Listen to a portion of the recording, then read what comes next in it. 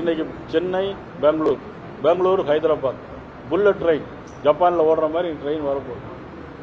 இன்னைக்கு தென்னை விவசாயிகள் பார்த்தீங்கன்னா அதிகமாக தென்னை சவுத் தென் மாநிலங்கள் தான் இன்னைக்கு தென்னை விவசாயிகள் அதிகமாக இருக்கிறாங்க.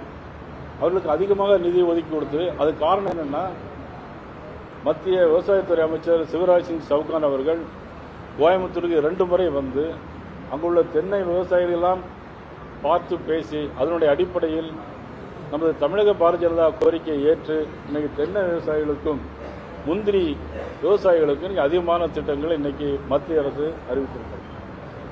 இன்னைக்கு பார்த்தீங்கன்னா 1042 கிலோமீட்டர் ரயில். இன்னைக்கு எல்லாரும் பேருந்தில் போகிறத விட ட்ரெயினில் போகிறது அதிகமாக விரும்புகிறாங்க. 1042 கிலோமீட்டருக்கு 7300 கோடி ரூபாய் இன்னைக்கு தமிழகத்திற்கு ஒதுக்கி இருக்குது நமது மத்திய ரயில்வே துறை அமைச்சர். ஆனால் நம்முடைய முதலமைச்சர் என்ன சொல்றாங்க அப்படின்னா, எதுவுமே செய்யலை அப்படின்னா. மாவட்டந்தோறும் மகளிருக்கு பெண்கள் நமது கவர்னருங்க இருக்கிறாங்க. அவங்க தெலுங்கானாவில் இருக்கும்போதே குடிப்பதற்காக கிருஷ்ணா தண்ணீரை கொண்டு வரணும்னு தெலுங்கானா கவர்னராக இருக்கும்போதே சொன்னாங்க.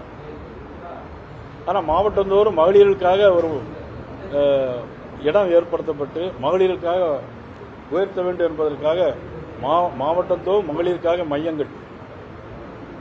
இன்னைக்கு ஆதிச்சநல்லூர் அகலவாராய்ச்சியில் பார்த்தீங்கன்னா நமது தமிழக திருநெல்வேலி மாவட்டம், அங்கே ஒரு கலாச்சார மையம் ஏற்படுத்தப்படும் சொல்லியிருக்காங்க. தென் மாவட்டத்தில் உள்ள கனிம வளங்களை, முக்கியமான கனிம வளங்களை கண்டறிந்து அதற்காக அனைத்து ஏற்பாடுகளையும் செய்யப்படும்.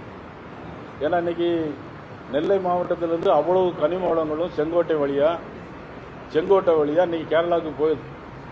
அவ்வளவு மணல், கிரஷர் எல்லாமே. ஆனால் கேரளாவிலிருந்து என்ன தெரியுமா கொண்டு வராங்க, அங்கே உள்ள மருந்து பயன்படுத்திய மருந்து பொருட்கள் இருக்குல்ல, அங்களுடைய வேல்முருகன், அவங்களுடைய பினராயி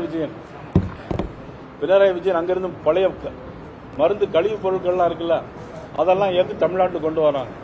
இங்கிருந்து ஏற்றப்படுவது கனிம வளங்கள், மணல், கிரஷர் எல்லாமே. அங்கிருந்து கொடுத்து விடக்கூடியது என்ன தெரியுமா, அதை கொடுத்து விடுறாங்க. அவ்வளவுதான் நம்முடைய ஆட்சி நடக்கும். இன்னைக்கு காலையில் 11ஆம் கிளாஸ் படிக்கிற பையன் கையில் கஞ்சா வச்சிருக்கிறான். இன்னைக்கு காலைல செய்தி.